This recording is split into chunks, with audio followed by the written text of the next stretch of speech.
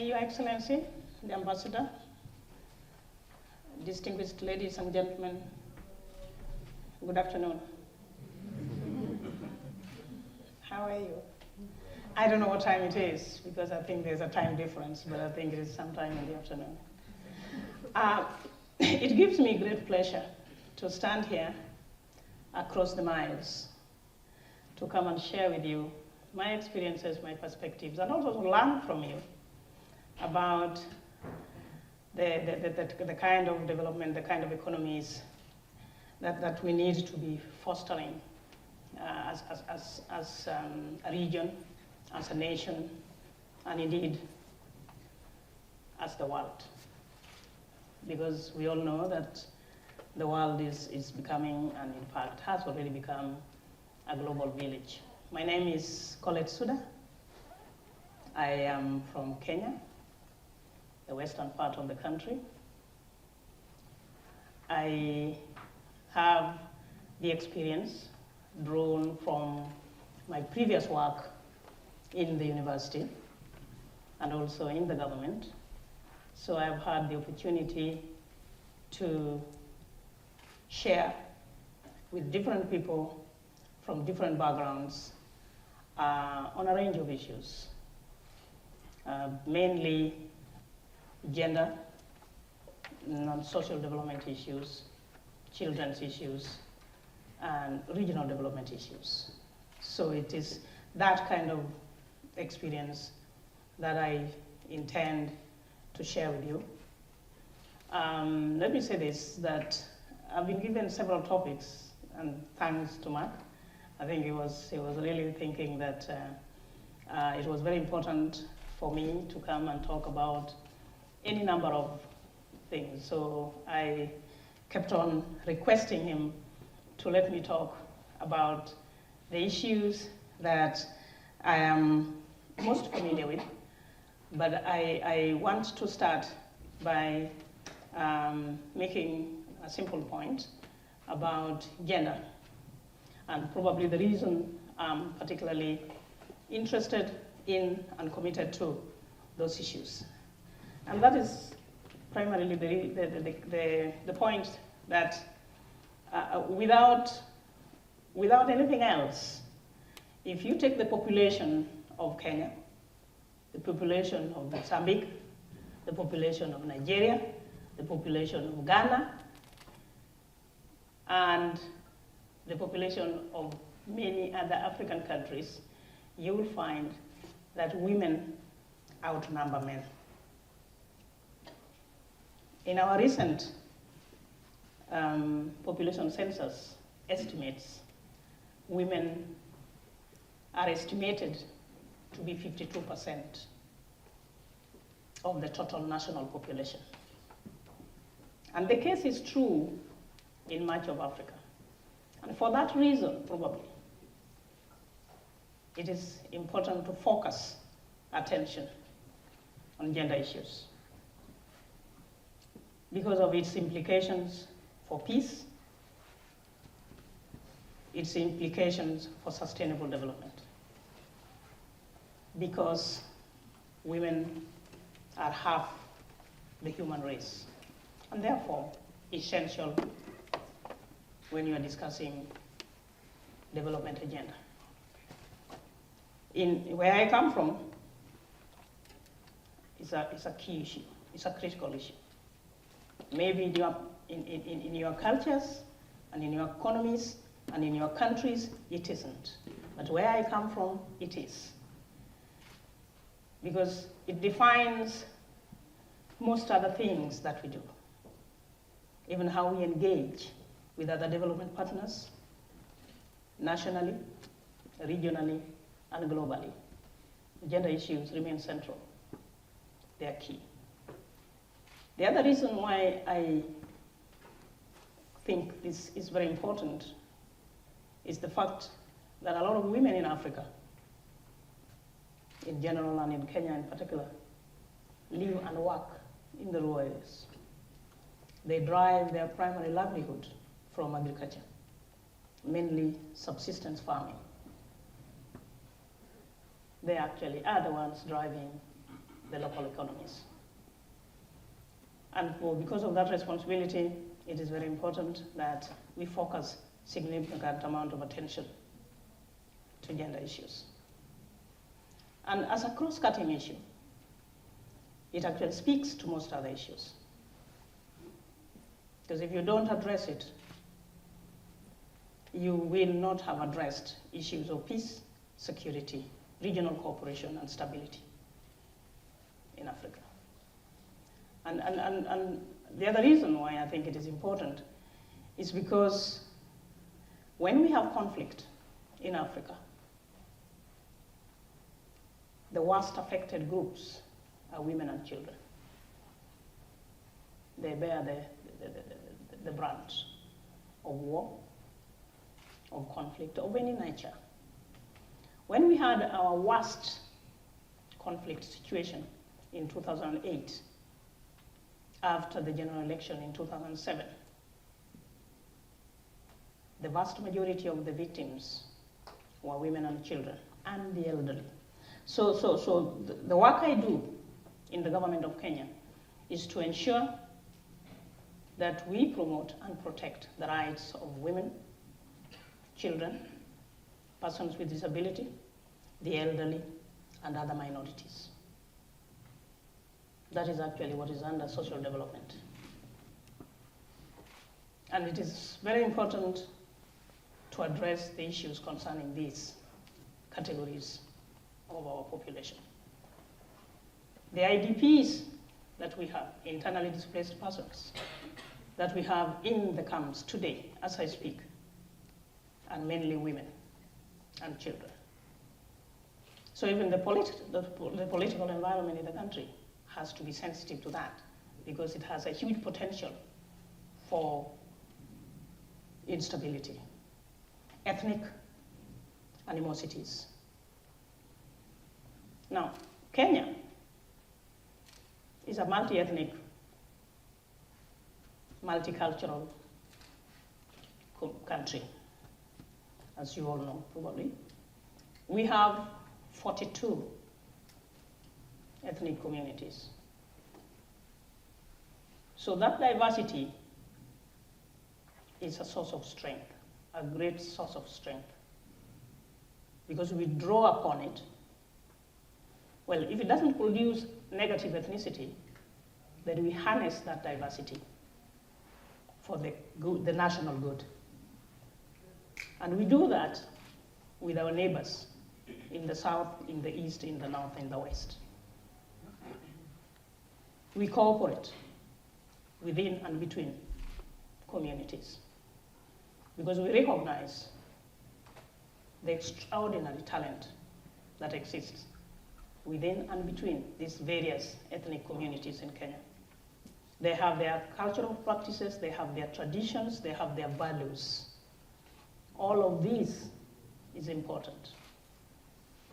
If we have a perspective that wants to drive our country and drive Africa forward, even under the new constitution that the country promulgated on the 27th of August, if we want to move forward under that new constitutional dispensation, we need to bring together everybody, have a shared vision, and move forward as a country. But we need to move together, even with those we disagree with. I'm one of the strongest believers in building bridges, not burning them. Because everybody needs to be given space. Everybody needs to have a right, his or her right, promoted and protected, safeguarded. Back home in Kenya, we have a new constitution, arguably one of the most comprehensive and progressive legislative frameworks in the world. It's a good one. It's very empowering. It has created space. It is promoting democratic principles. It is actually changing our cultures, the way we do things, the way we think about doing things. So it is a new beginning for us in Kenya. It's truly a new beginning for us. and a major turning point in our polity, in the economy. Our neighbors in the region also have their constitutions. Some are working on their new constitutions. But for us in Kenya, it's a rebirth, because we never had this before. And we have been struggling with democratic principles that are not working. They were not democratic in the first place. And so, in the absence of strong democratic institutions, even if you have the best people in positions of leadership, you cannot make a difference. So we are strengthening democratic institutions underpinned by very strong social and cultural values. We actually recognize the place of everybody.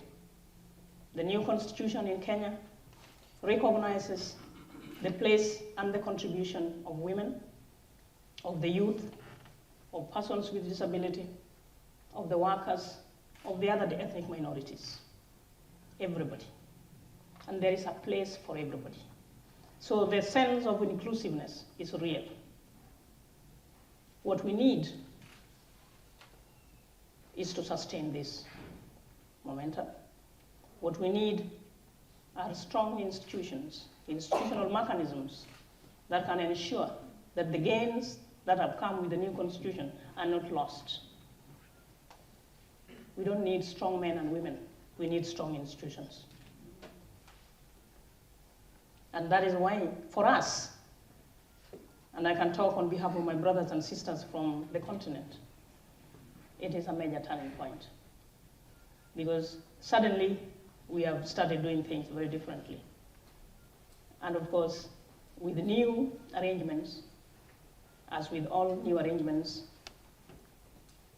you will find people who are still not yet adapted to the new situation. But we very much hope. The new constitution is only about 3 months old, but you can feel it. You can feel it. Things are very different. And it is working, it's going to work for everybody. The disadvantaged groups, the marginalized groups, there are provisions for them. So, from the point of view of gender relations, we are coming from a cultural tradition that has not been very inclusive. We have gross inequalities in terms of access to opportunities, services, rights, legal provisions, which have not been accessible to women. Partly because of culture, and of course patriarchal culture. That is actually the main reason. Patriarchal culture has been completely disempowering to women, very disempowering to women.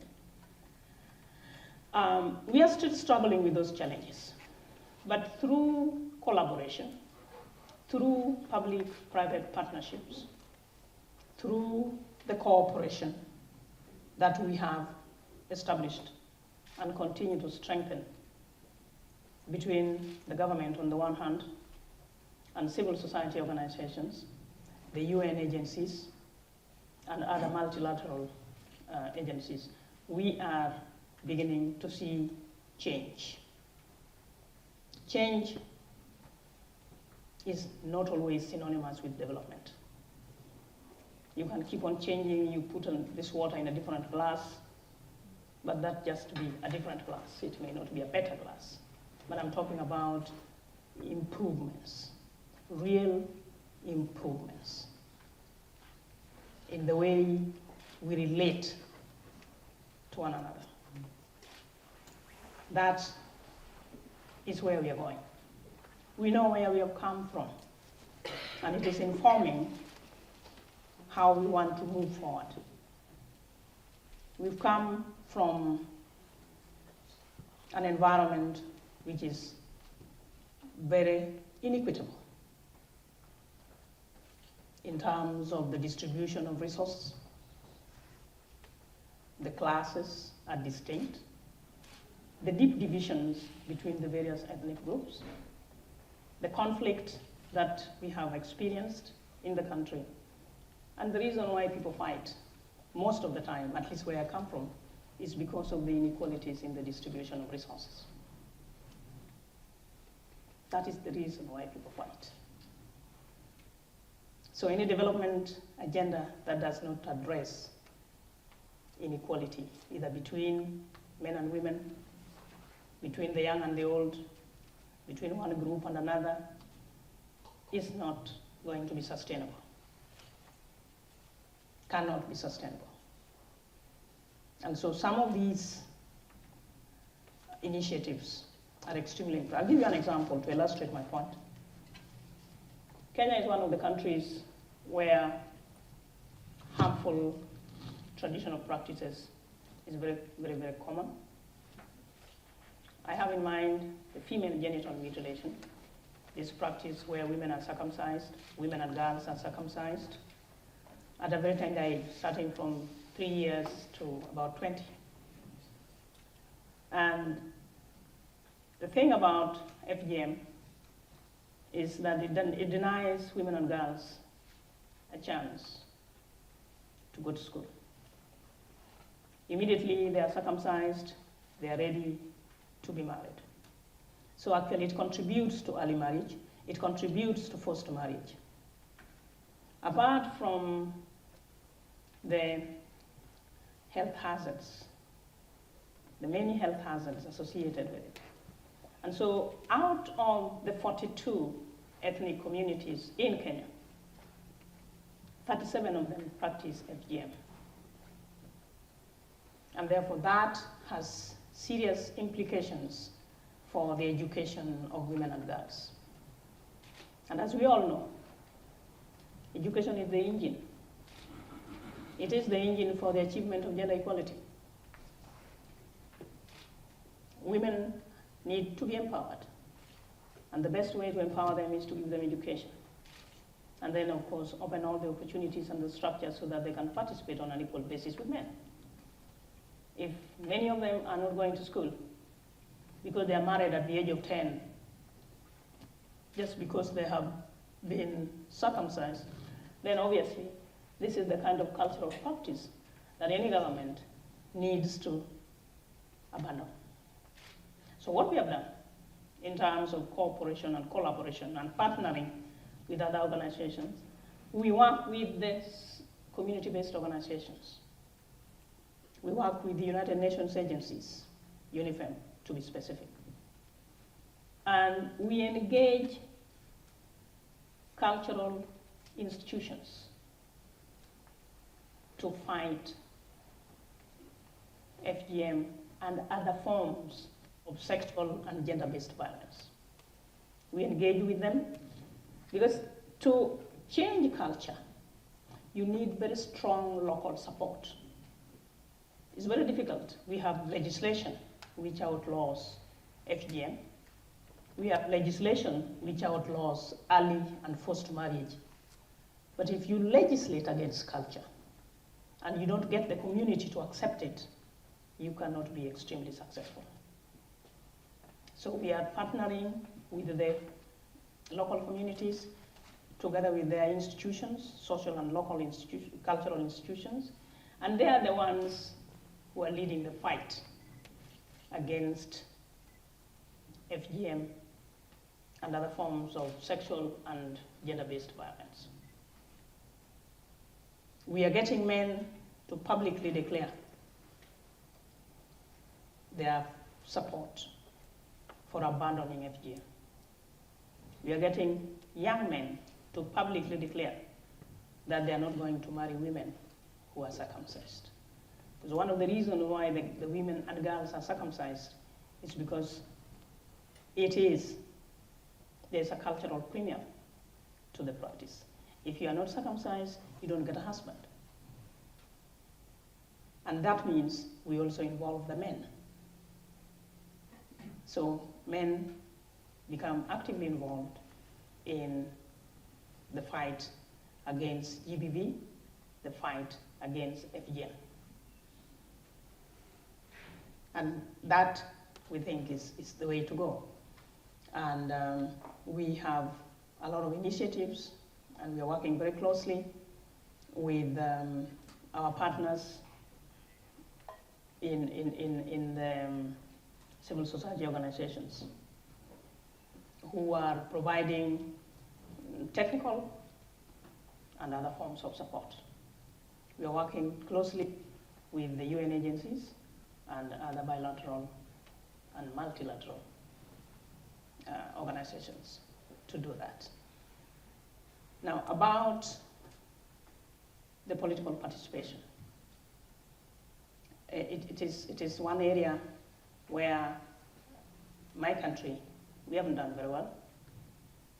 That, again, the new constitution has provisions for affirmative action, which simply means that there are specific quotas that have been set aside for women in the two chambers of parliament, namely the National Assembly and the Senate, as well as the devolved system at the county level. So there is that provision. So we have temporary special measures, but we also have these quotas which have been institutionalized and are provided for. And those, as we begin earnestly to implement the new constitution, we are going to begin to see some closing of the existing gender gap. And we want to institutionalize them so that some of the gains that we have made are not taken away. You can change the faces, the institutions remain, and we need to set up strengthen legal frameworks so that these are actually true in law and in fact. So we have set up a number of institutions to ensure that the gains that are coming with this new constitutional dispensation are not eroded. Even when you replace one face with another, because normally you change the nomenclature and you think, the whole system is transformed. And that's really, in my view, it is that institutional capacity building. Together with the human capacity building, you need to also to have people who are qualified, who are technically competent, who can actually manage these institutions or without cases of impropriety. And I think that is key. But part of when you have gross inequalities between different categories of people, you definitely have to deal with conflict. Absolutely, you will be dealing with conflict. Whether it is at the community level, people are fighting over land, people are fighting over cattle, livestock, or it is at the national level, people are fighting over power, positions of power and privilege.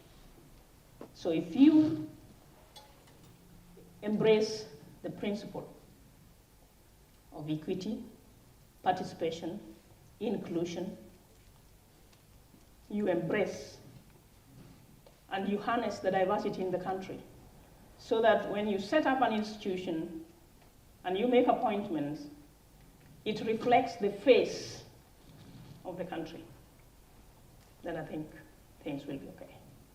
It is these imbalances that human beings don't like. It is unfair and socially unjust. Anywhere in the world. And these are actually cultural universals. It doesn't matter where you do it. If you do it here, it will generate the same kind of problem.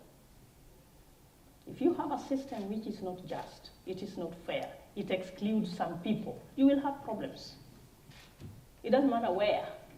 So this is nothing unique to Kenya. This is nothing unique to Africa. Excesses, human beings don't like it. It's just the nature of human nature. And I believe that true equality true equality is giving a bit more to those who have a little less. That's what it is. So the affirmative action that we have, the quota system that we have, is actually a step towards bridging the gap, not only between men and women, but also between regions and between communities. So that the experiences that we went through soon after the general election of 2007 is not repeated. Because everybody lost.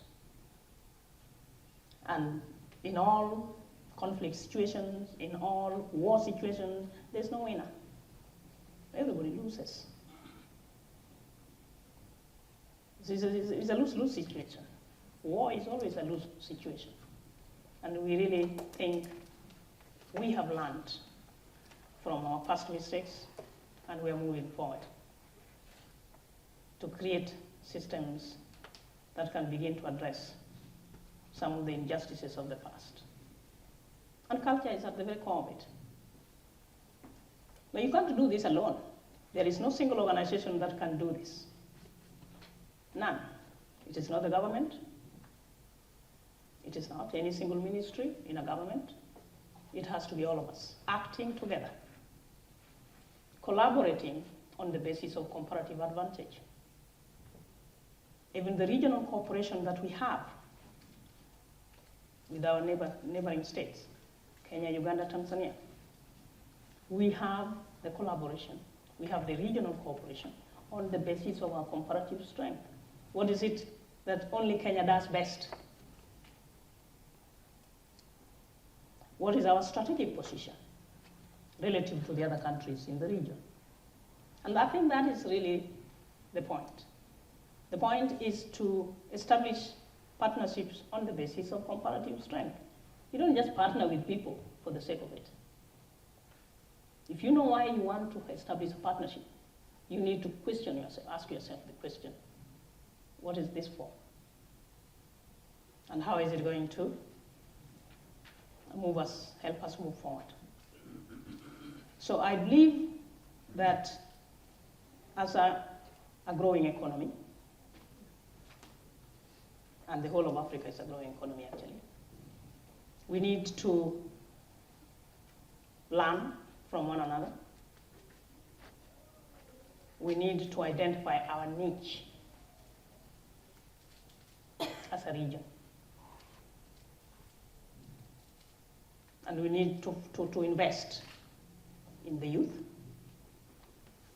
in women,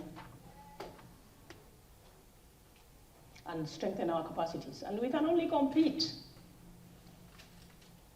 if we strengthen our institutions and develop our infrastructure. And there's no reason why anybody can come to any country and you want to start a business. It takes you about 2 weeks to register that business or more. I mean, why would anybody want to do that? Why would anybody want to do that? You look for a better place to do it. So if we want to be competitive, we have a lot of challenges, granted, we do. All of us. It's a matter of degree. The experiences in Nigeria, the experiences in Ghana, the experiences in Kenya, Uganda, Tanzania, basically the same. Negative ethnicity, corruption, all those things that you see and read about. If we want to be competitive in this global economy, we have to deal very firmly with some of those. We have to. And we have to convince our partners, bilateral, multilateral agencies, that we can be trusted with leadership and with the management of resources. We have to convince people that we can be trusted. We have to build our capacities. We have to pay attention to our infrastructure. And then, of course, we need to establish public-private partnerships. Some of the things that I'm talking about, like infrastructural development, cultural cooperation, you can't do it as a country. You need the support of other organizations, both in the public sector and private sector. You need that kind of collaboration. And so we need to learn how to live together with others. That is key. We need to learn how to live together with others. We should be accommodating. We don't need to overvalue ourselves, thinking that we are the best. We need to be prepared to share our experiences and good practices from other cultures, other countries. That way, we will be able to acknowledge, in fact, acknowledge talent, acknowledge capacity, and reward them. That sometimes is a problem. So these basic principles that I'm talking about, participation, equity, inclusiveness, these are the ones that underpin the Bill of Rights of any constitution. These are fundamental freedoms that you find in any good constitution anywhere in the world. So if you cannot create space for this, then you will always have problems. Because people want to be appreciated, people want to be valued, people want to be involved, people want to be engaged. People do not want to be excluded, particularly in processes that affect their lives. They want to be part of the process. And that goes for everybody. It doesn't matter where they are. So I'm talking very broadly about certain basic things that if you don't have them, you will not experience peace. There is no peace without justice. No peace without justice. And no sustainable development without peace.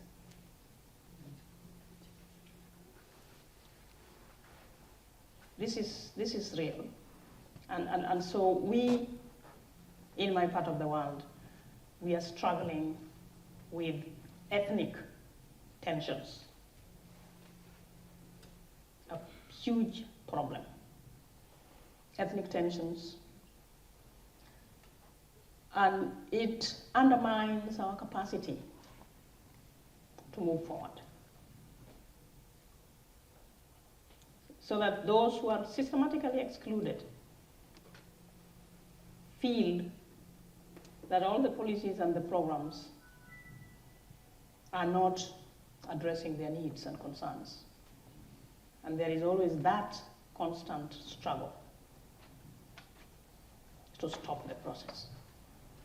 So if you want to move forward, you have to deal with them, with these issues. So the way we deal with conflict, and you know, some of these things are cultural.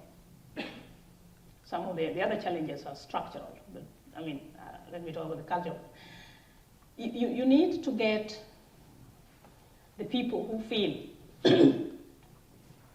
that they have been excluded, the people who feel aggrieved, to be part of the peace-building process. You cannot make peace for anybody. You can't. You have to involve them in the peace-building process. You can't sit somewhere in Berlin, the way I'm here, and discuss peace for people who are at home. You have to bring them on the table and use different approaches, use multi-sectoral approaches to secure peace and stability. One of the things that has worked very well in Kenya is the traditional mechanisms of peace building. That has worked. But of course, you have to combine this with other forms of intervention. Alone, it won't do. But it is a very essential component of peace. But you have to combine this with other strategies. We have peace-building committees at various levels. We have conflict resolution committees at different levels. And you bring them on the table and give dialogue a chance. You have to constantly talk about the issues that are contentious. The issues that are contentious must be addressed as candidly and openly as possible, so that all the parties can talk about their issues. And then, of course, you can secure some national consensus around those issues. In the absence of that, whatever you have achieved, it can go down in a matter of hours when conflict escalates, as it did in Kenya in 2008. We are in the process of reconstruction, but it is very expensive. Very expensive to reconstruct. Broken lives, broken relationships, livelihoods are destroyed.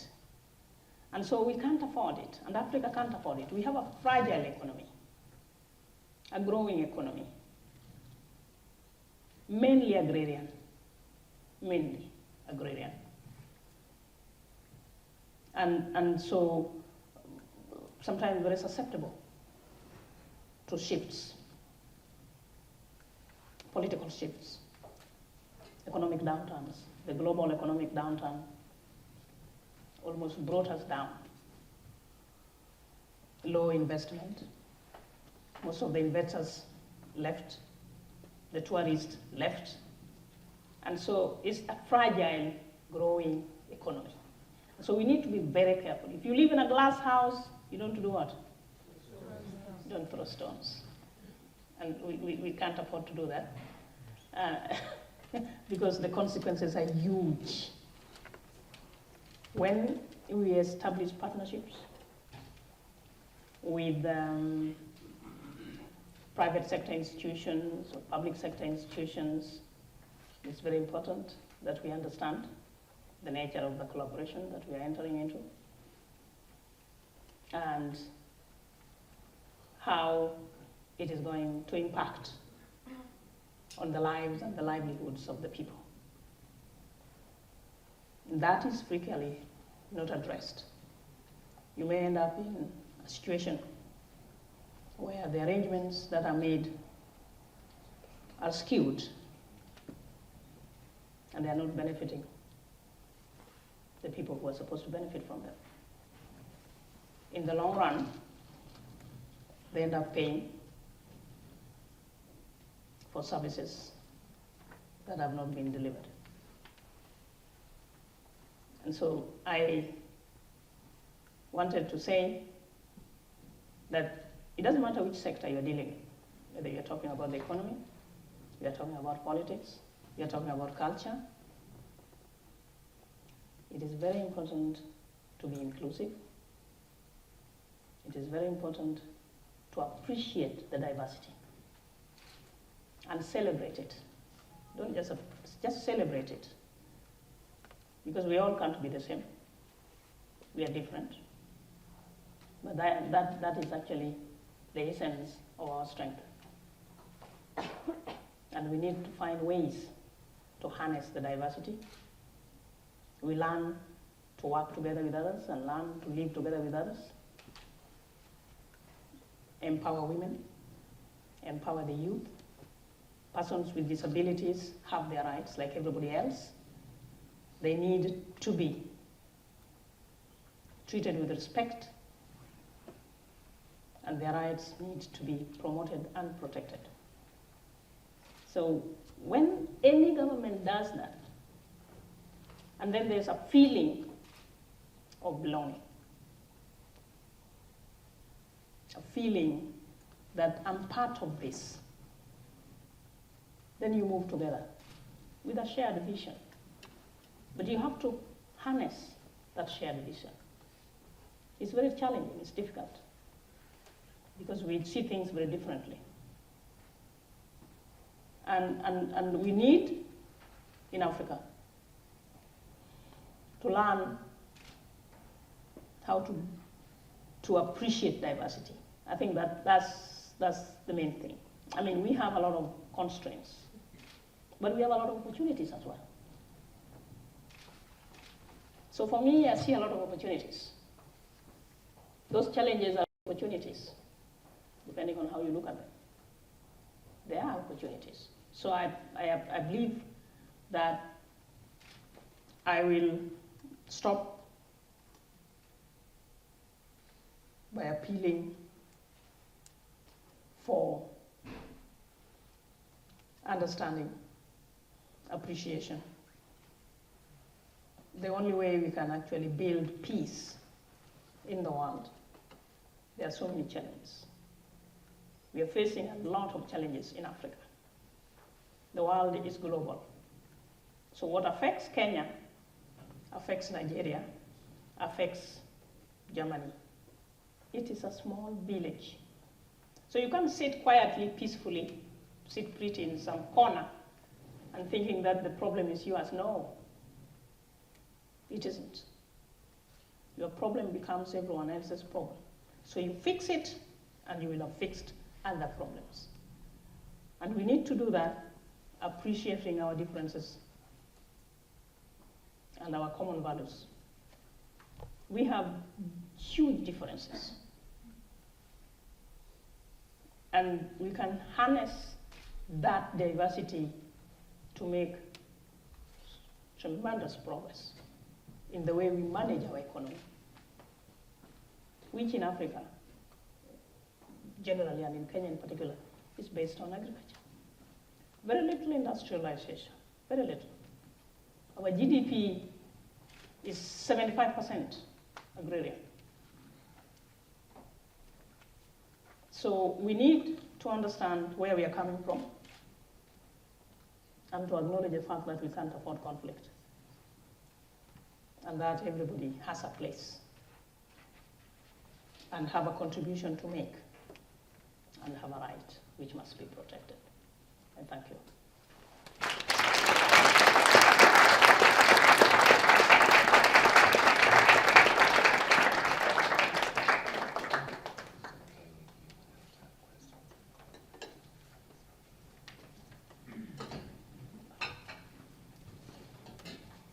Thank you very much, Professor Collette Suda, for your very personal but very insightful contribution to the topic, the Global South, the future of Africa as a developing economy, but much more the angles at which you've approached this, which is much different from something which is just economic. At this particular time, we would like to go into pretty much our questions, but we do understand there are many participants from where you've come. You may have contributory comments. And in the words of Professor Collette Suda, if I may, the dialogue must continue, even in contentious things. So I'd just like to put a caveat to it. We do have our special ICD thing, and today we have more participants in the room than the finite time that we have. So we would like to avail everyone to be able to at least share in this shared vision and moving together. I'm trying to borrow words from vocabulary, but straight to the point with ICD, we try to include everyone by having a 20-second gap to make your point. We're very succinct to get to the point. If it is a comment, say, this is my comment. If it is a question, then you say, my question is, and that way she's able to know what is a comment and what is a question. And please, for the fairness, since we are a lot of people over here, if you can keep it to 20, at least 30 seconds, we know some would go over. It will allow much more participation. So when you're going over, just look across the side. Professor Collette, if you may, I'd like to take 3 at a time, and then you can answer Yeah. 3 contributions at a time. Okay. So, Let me get my Ambassador, pen would you so I like can to put it start down. us off with another question? Okay, what I'd like to do is first I'd like to get for the Ambassador of Mozambique, Ambassador, His Excellency Dos Carlos, if you like to, Dos Santos, if you'd like to start us off, please. Thank you very much, and good afternoon, everyone. Actually, I didn't ask for the floor for the simple reason that I didn't have a specific question. But since you have honored me with the first intervention, I just wanted to thank Professor Suda for this wonderful expose of the challenges before not just Kenya, but Africa, as rightly pointed out, and to confirm that Mozambique, which is an African country as well, shares the same challenges, and we have gone through more or less the same challenges as Kenya. In terms of conflict, we have actually experienced an even greater conflict than Kenya in our recent past. And it was indeed through dialogue and understanding, through valuing the diversity of our people to make it a strength instead of a source of conflict. And we are succeeding, and that is bringing to Mozambique economic dividends, development dividends. And this is certainly to support what you are saying. And I could not agree more with the centrality of gender issues, the importance of the role of women in Africa. Fortunately, our regional organizations, sub-regional and continental organizations have understood this, and this is definitely real practice in Africa, that in all that we do, we have a strong consideration of the gender balance. And the African Union, starting with the structures of the Union, is 50%, 50%. And that's a very good beginning. In the regional, sub-regional organizations, we are going in that route. In Mozambique too, we have quotas, like in Kenya, and we believe that this is the way to go. So it's more a statement of support than really a question. Thank you. Thank you very much, Ambassador. I'll now take my first question. Good afternoon and thank you. Perhaps because I'm not Kenyan, but I do follow a bit on the news. I was just wondering, with regard to dialogue, how far have the Mongiki been brought into the dialogue? And then the TRC process, how has that gone? And is it a step in the right direction, or is it an opportunity for more conflict? And then lastly, with regard to gender, I'm just wondering, in the light of the new constitution, is there a possibility of perhaps progress in one of the areas that have been a sticking point for Kenya, that is inheritance and succession for women? Okay.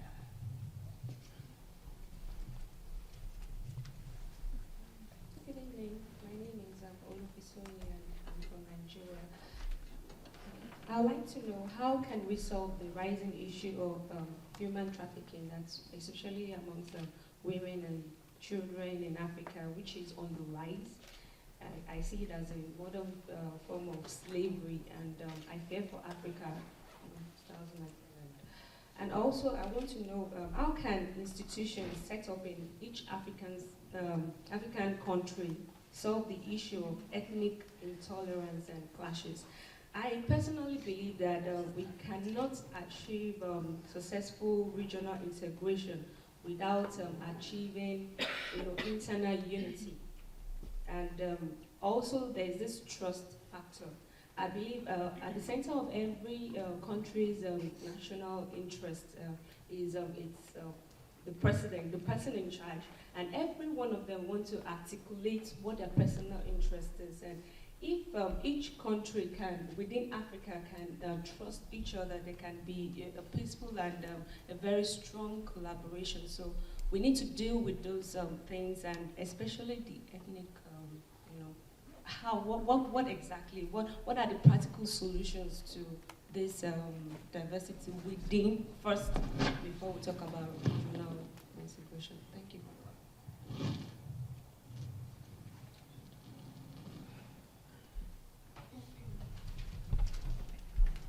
My name is Henry. I'm from Nigeria. You mentioned in your presentation that change is what we see mostly, but something has to happen before it becomes development.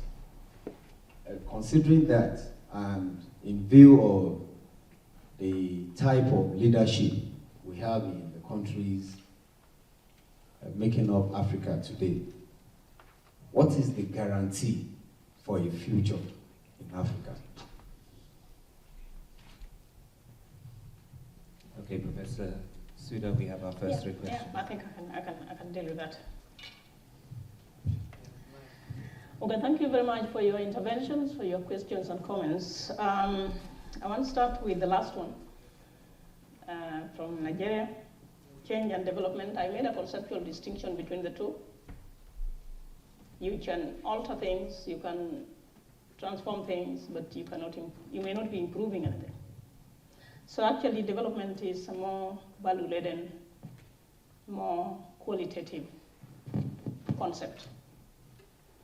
You can change your jacket and wear a red one, but you just have a different jacket, not necessarily a better one than what you're wearing now, if I can bring it down to that level. You can change faces in a government. You remove Professor Suda and bring somebody else without changing the fundamentals. We are talking about values. We are talking about quality. So you need to internalize the good practices and good values, good governance. And that is why we are saying we need strong institutions that will safeguard some of these values. You can change people. Leaders will always come and go. They will always come and go. Institutions will outlive us. So as you have the faces are changing, you're having elections bringing new people. The new people must embrace the institutional and national values: cohesion, dialogue, integrity, accountability, transparency, all those things. Without that, you cannot take your country or your organization any place. You need leaders of integrity. We need quality leadership to make a difference, to change a good institution into a great one. So that is the distinction I was making. And development is a process. And it is a process of becoming. Development is a process of becoming. You are always aspiring to do better. It is in terms of inherent, intrinsic qualities that embraces all the good things that we have been talking about here.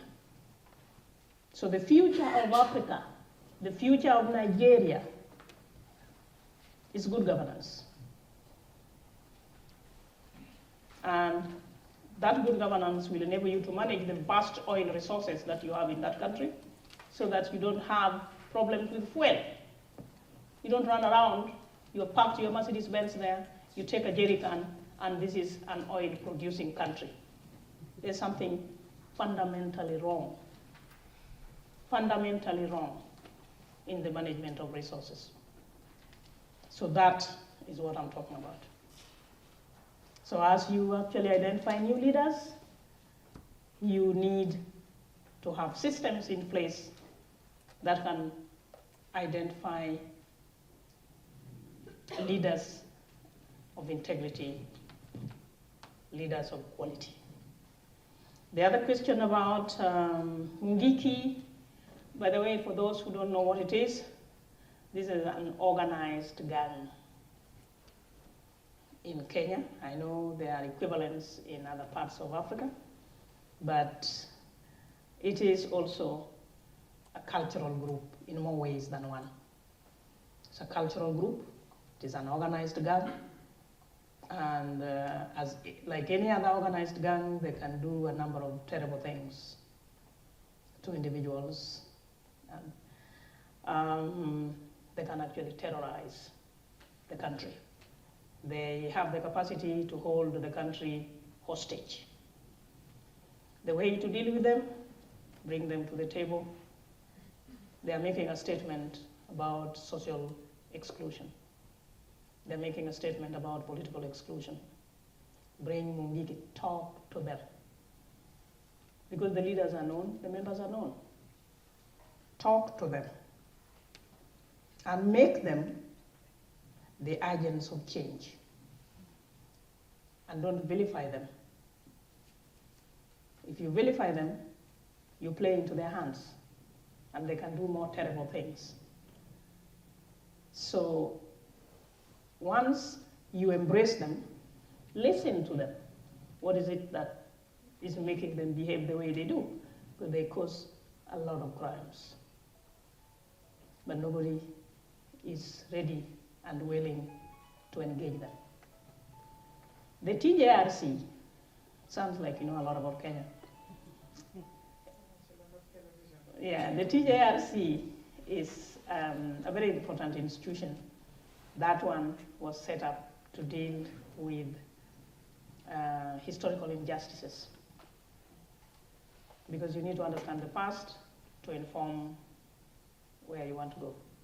So this institution was set up, but again, it got bogged down with a lot of conflict revolving around leadership. And it is still there. The leadership has changed. The committee is still there. Truth, by the way, it is Truth, Justice and Reconciliation Commission. That's what the TJRC stands for. That commission is still there. As I said, it was bogged down by a lot of conflict, misunderstanding, serious misunderstanding within the commission and between the commission other, particularly the political class. But that is being addressed. Takes me back to the issue of integrity. If you're going to have somebody to head the anti-corruption unit anywhere in the world, that person must be a man or woman of integrity. A man or woman whose actions and past history is beyond reproach. That is the person who should be identified to head an anti-corruption unit anywhere. If you're going to identify somebody to head the Truth, Justice and Reconciliation Commission, you need somebody with a past record of reconciliation and peace building and reconstruction. You don't get somebody who was actually a perpetrator of crime. So those are things that get on the way. They begin to undermine the processes. But it is being addressed, and I think the political noise around this issue is over, and the Commission is continuing with its work. Inheritance of women, that remains a cultural institution in Kenya. It's a traditional practice. It is common in a number of ethnic communities, not not only in Kenya, but in Africa. It is credited with spreading the risk of HIV infection. It is also accused of contributing to the disempowerment of women. But it is a practice, it's a cultural tradition. And it thrives because of women's lack of economic empowerment. It is common, it is prevalent because a lot of women lack economic independence. So they rely on their partners for economic support, for identity. And so when your husband dies, well, when my husband dies, I look for my in-law to marry me, to support me.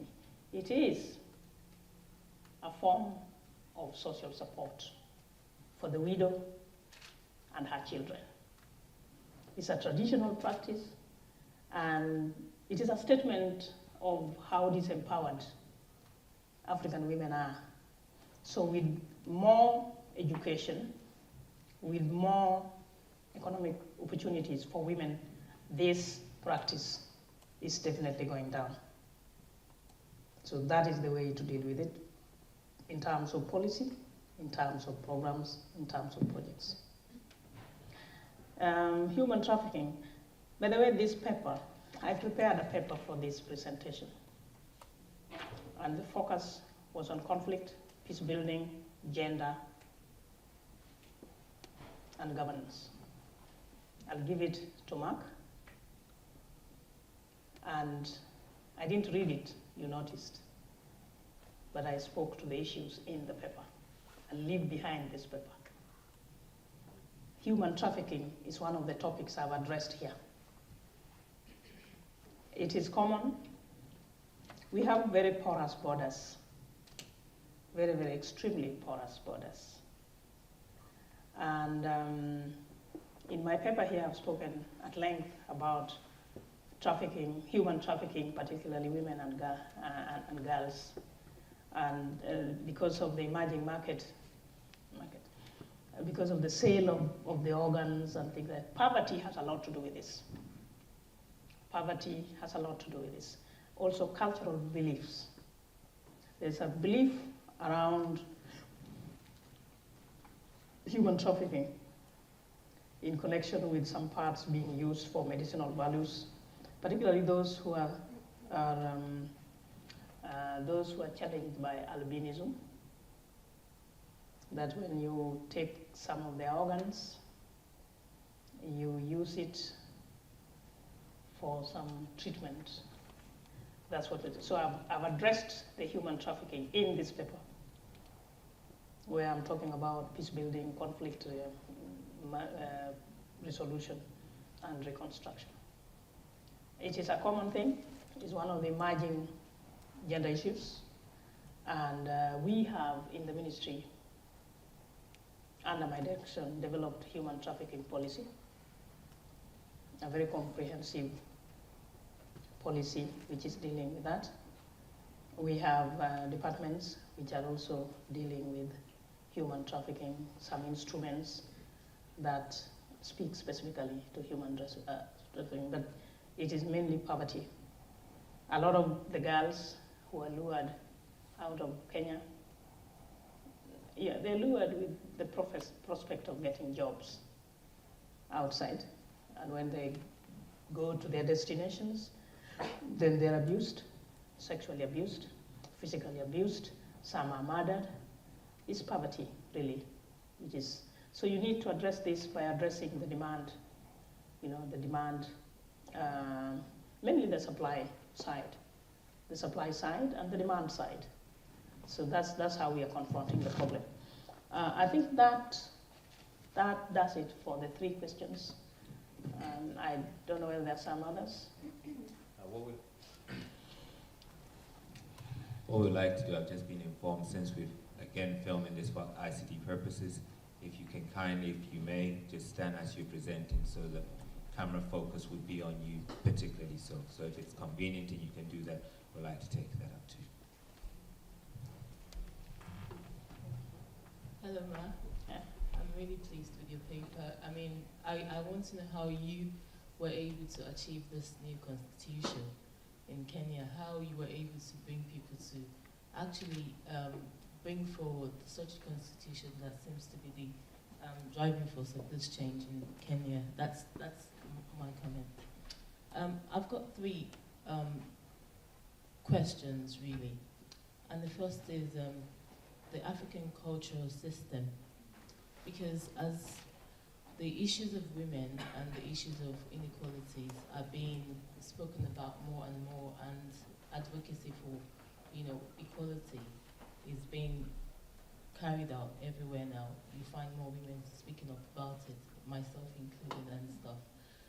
You still find people say, it's more or less women trying to be westernized, and it's still not being separated from feminism, and they say that it's still feminism, and that the role of the woman is still first and foremost to be a wife, and to, the traditional image that the African woman possesses is still such a strong belief. You would almost be surprised that this is even amongst the learned people that should know better. So how do we move from that?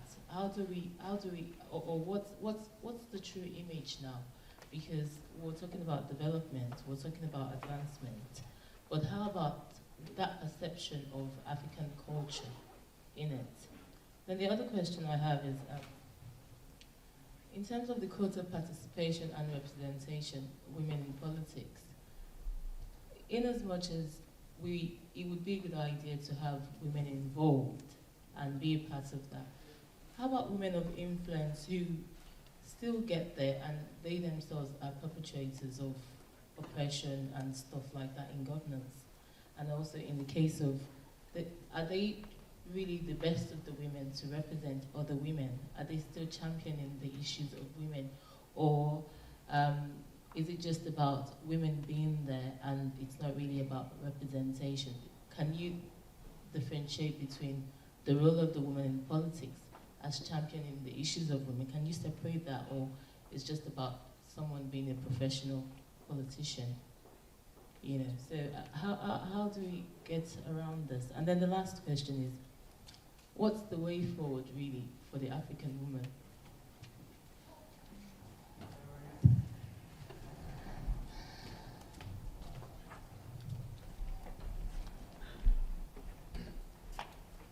Thank you, Professor. I'm Lucia from Kenya, and I just wanted to know, it is 3 years down the line since post-election violence, and many Kenyans were displaced. These were not outsiders, they were Kenyans owning their own land in Kenya. And when they got themselves involved in violence, they were displaced. And 3 years down the line, these people are still in tents as IDPs, as internal displaced persons. What is the government of Kenya doing to help these people, especially women and children, resettling them back to their land, or if there's no land, what is the government of Kenya doing to make sure that these people are safe, or these people are secured, or these people have accommodation or a place to stay permanently? Second, we have Honorable Campo trying to judge and to find out those who are perpetrators of the violence. And those people are supposed to be judged or prosecuted or something like that. And some of these people are in government. I'm asking, how is Honorable Campo going to deal with these people who are in the government right now?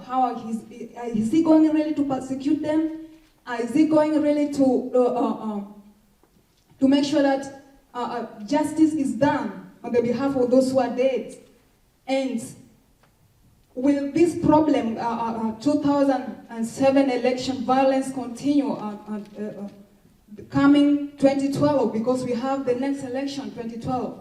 Will it repeat itself? Thank you.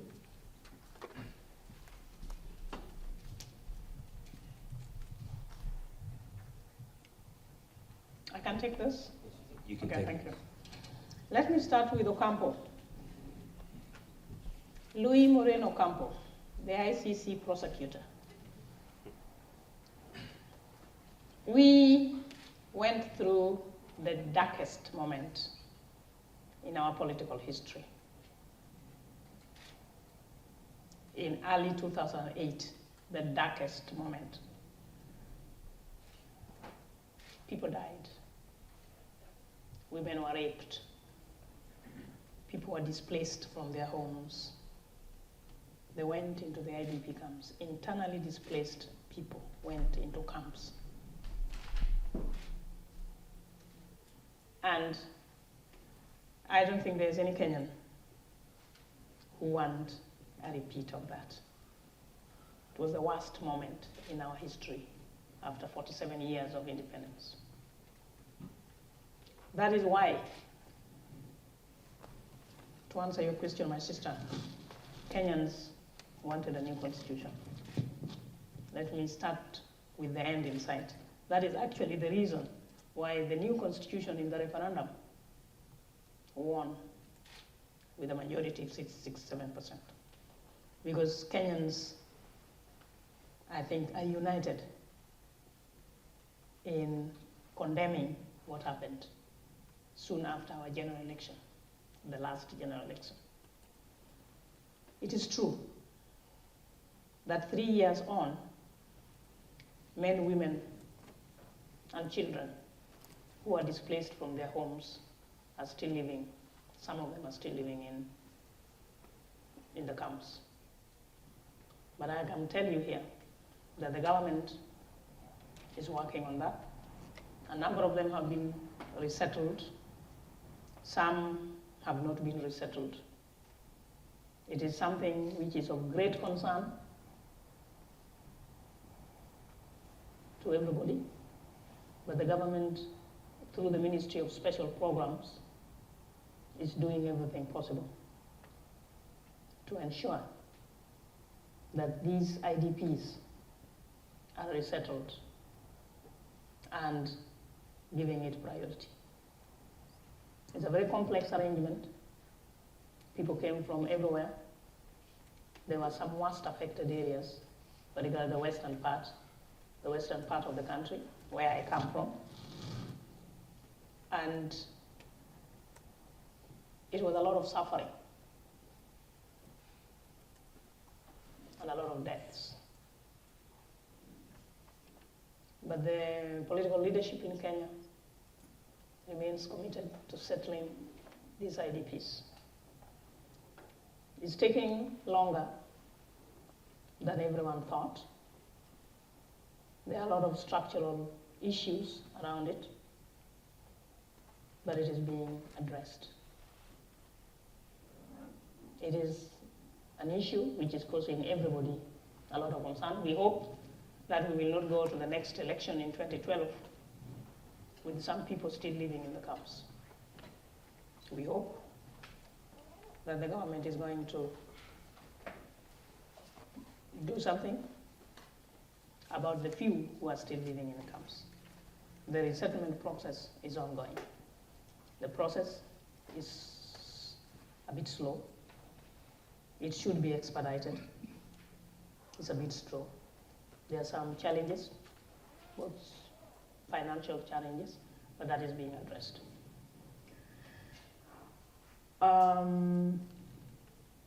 What do we do with the perpetrators of the post-election violence?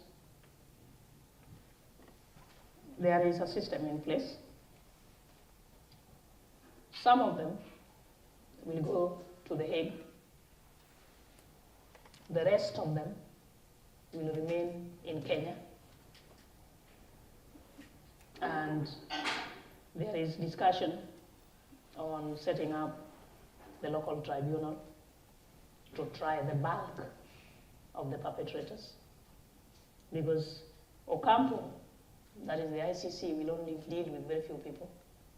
The rest of the perpetrators will be dealt with through local institution,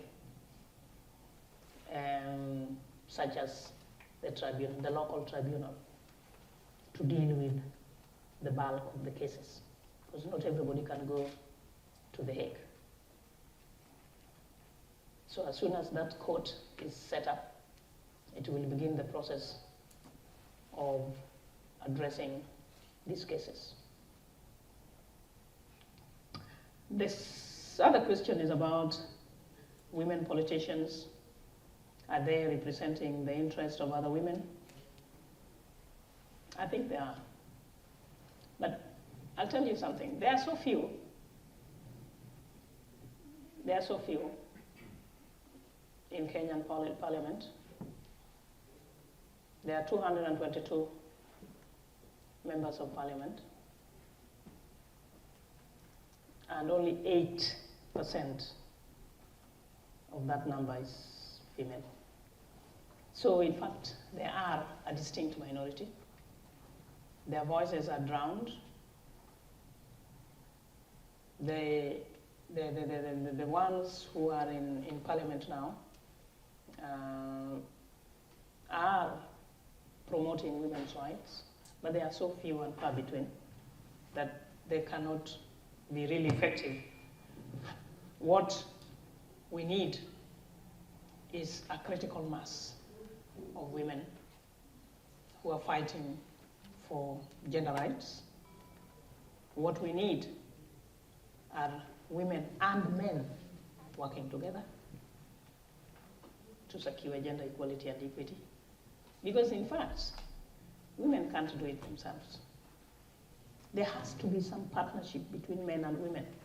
Men must participate in achieving gender equality. The battle cannot be won by women alone. In fact, I'm not looking to the women in parliament to push my issues. I'm looking for the men and the women in parliament to do it. So what we need is to lobby the men, not fight them, but lobby them, and make them understand that gender equality pays. Make them understand that. Get men to appreciate that they need to share responsibility with men at all levels. They need to share responsibility, the reproductive roles, and the work they do in the public domain, in politics, in business. That is what we need to do. We need to get men to be engaged in gender equality and to work with the women, and the women to help actively through advocacy, through the media, to engage with the men. I have heard it before that sometimes women are their worst enemies. I don't think so. I don't think so. There are so few, at least where I come from, that even when they say something, if it is done through a vote, they will lose.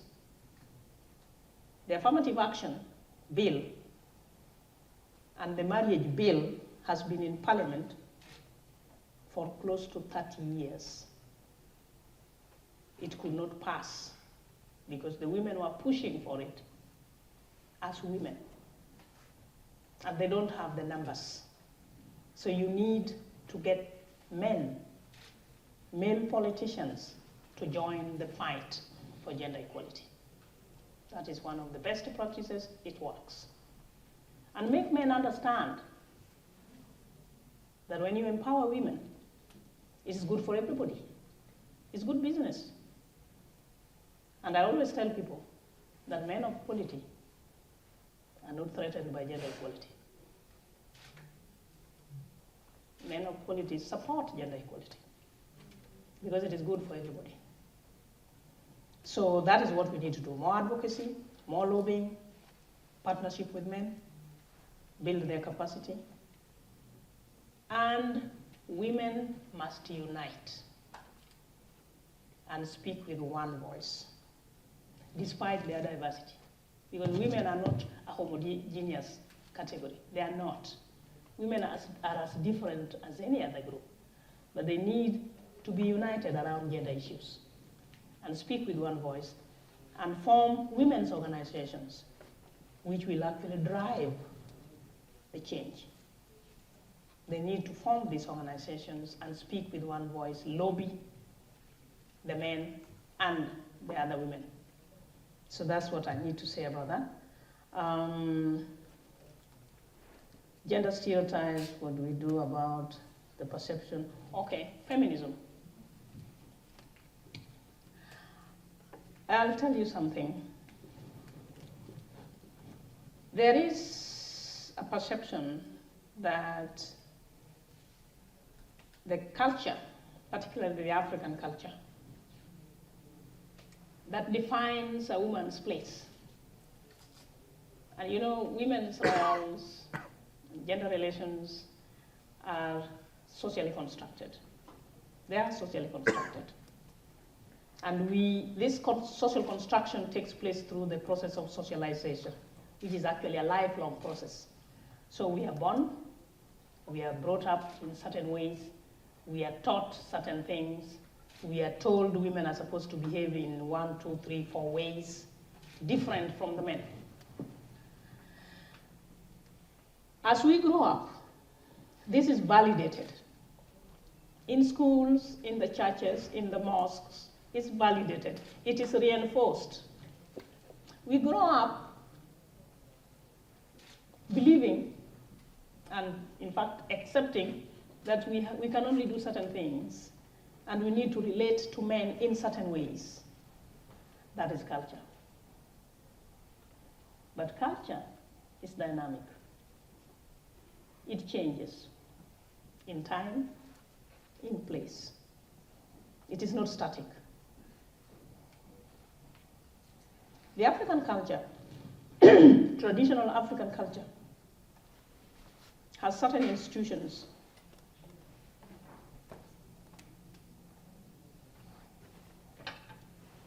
that disempower women. There are some which are empowering, but most of them are disempowering.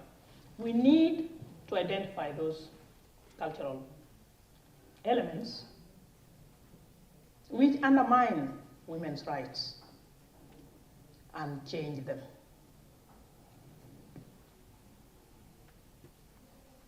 It is not Western feminism, it's not radical feminism, it is not structural feminism, it is human rights.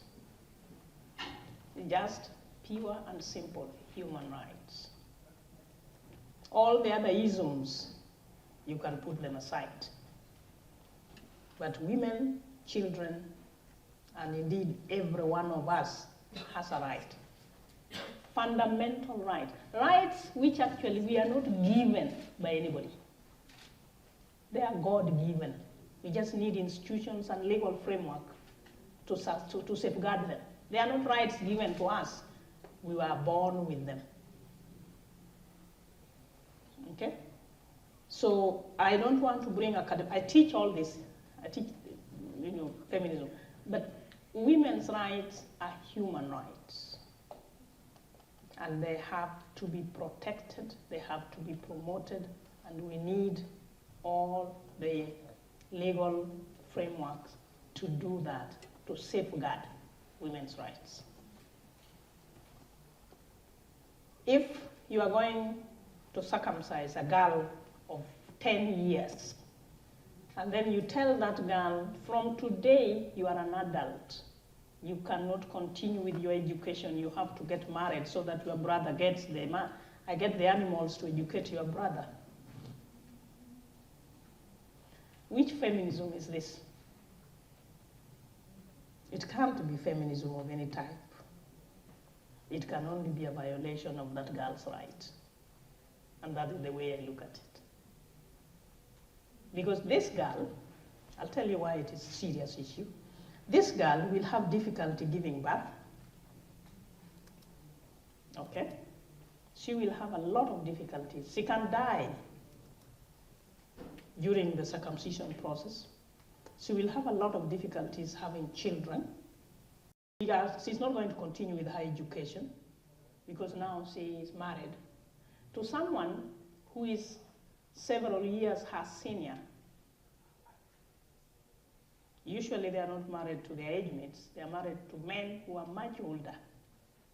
What are you doing to this girl in terms of her future? So when you are saying no to this particular practice, you cannot be described as a feminist.